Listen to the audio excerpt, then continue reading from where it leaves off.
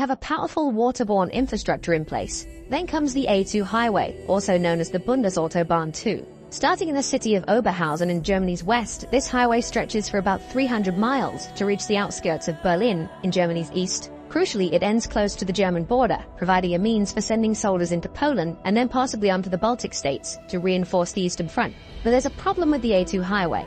The route includes 230 bridges, all of which will be obvious targets for Russia in its efforts to prevent NATO from mobilizing. Taking out even a handful of those bridges, while not making the A2 useless, would force the hundreds of thousands of troops using it to divert onto other roads, thus slowing their deployment. NATO's plans have built-in contingencies for just such a situation. Bases are to be constructed along the entire highway to house, resupply, and feed the thousands of troops who will use it to travel. These small bases are going to be so frequent that any transport using the A2 will have the option to stop every 1,000 to 1,640 feet to resupply and rest. For context, the A2 is 300 miles, with each mile being equivalent to 5,280 feet. That would mean about 5 places to resupply every mile, adding up to a staggering 1,500 resupply points built into the main ground-based route the NATO will use to transport its 800,000 troops. Of course, that doesn't necessarily solve the bridge targeting problem. A Bundeswehr Homeland Defense Command spokesperson highlighted that when speaking about the leaked plans a couple of days after they were published.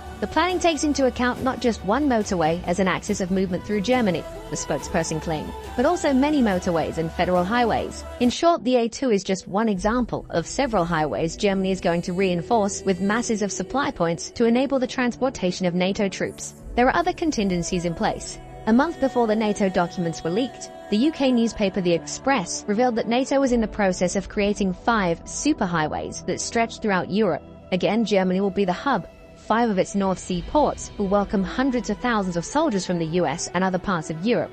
However, other routes will be made available. One would see American troops land in the Netherlands, after which they'll be transported to Germany via train before using the same mode of transport to reach Poland. There will also be backup ports in Italy, Greece, and Turkey, with discussions in place for the 5th port to be stationed in Norway. 5 more options beyond Germany for landing troops. Those who alight in Italy could likewise use trains to move into Germany before moving on. Greece and Turkey would give NATO's troops the option to approach Russia via the Mediterranean, while offering the possibility of transporting troops by land into Bulgaria and Romania. As for a Norwegian port, it would offer an easy route into the Baltics via Sweden and Finland, as well as a potential passage into the Baltic Sea. Crucially, none of these corridors will be limited by local rules and regulations. All would allow free transport for NATO soldiers, cargo, and equipment without any need for hold-ups at borders. Newsweek provided more details about these land corridors in a June 2024 report. It noted that the plans for these land corridors have been in the making